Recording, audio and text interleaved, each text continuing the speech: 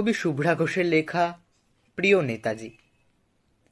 প্রিয় নেতাজি, অনেকদিন ধরেই তোমাকে চিঠি লিখব ভাবছিলাম, কিছুতেই আর হয়ে উঠছিল না। আজ কোনো একটা ঘটনার নিরিখে তোমাকে চিঠি লিখতে বসলাম।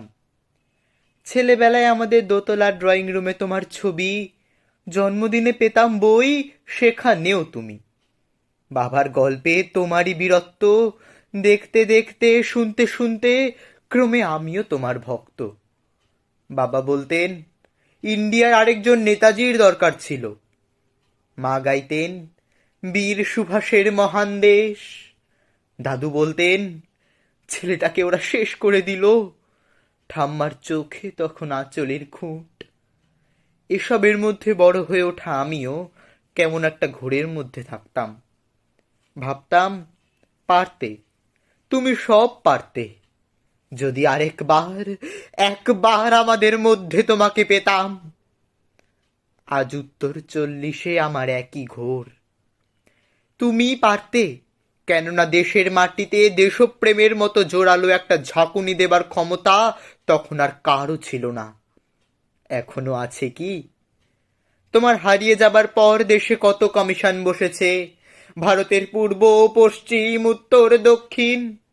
কোনো পীর, কোনো সন্ত, কোনো দয়ালু বৃদ্ধকে দেখে ভুল করেছে সবাই, ছুটে গেছে তুমি মনে করে, কিন্তু ফিরেছে মাথা নেড়ে। তবুও তোমাকে পাবার আশায় বুক বেঁধেছে। তুমি তো শুধু বোস পরিবারের নও, গোটা ভারতবর্ষের মণিকোঠার হীরক, যার আলোর শুদ্ধতা কালোকে সাদা করতে পারে।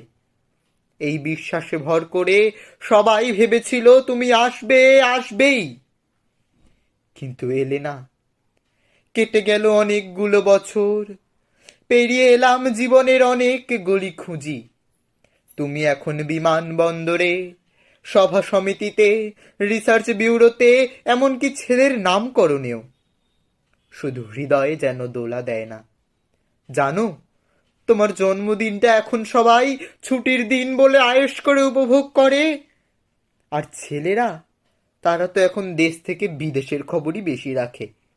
আর মেয়েরা, তারাও স্বাধীনতার ভেলায় চড়ে হতচকিত।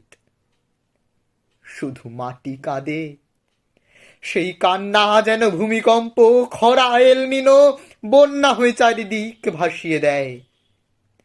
এখনো অভিমান করে শুয়ে থাকবে রেনকোজিতে? আজ যখন ঘাড়ের ওপর AK-47 নিঃশ্বাস, রক্তের হোলি খেলা ধর্মের জিগিরে, তখন শোনাও তোমার সেই আওয়াজ, আমি সুভাষ বলছি। মেয়েটা দৌড়ে এসে বলবে, মা মা, দেখো উনি আসছেন। পাশের বাড়ির মেসোমশাই ডাকবেন জানলা দিয়ে, বৌমা, আমি বলিনি উনি ফিরে আসবেন।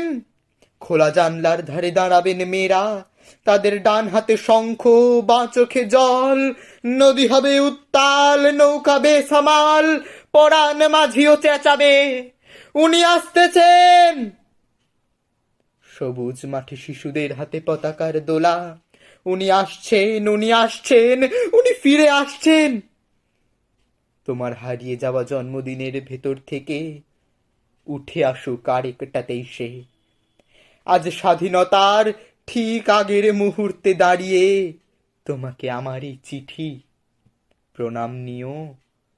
ভালো থেকো নেতাজি, প্রণাম নিও। জয় হিন্দ।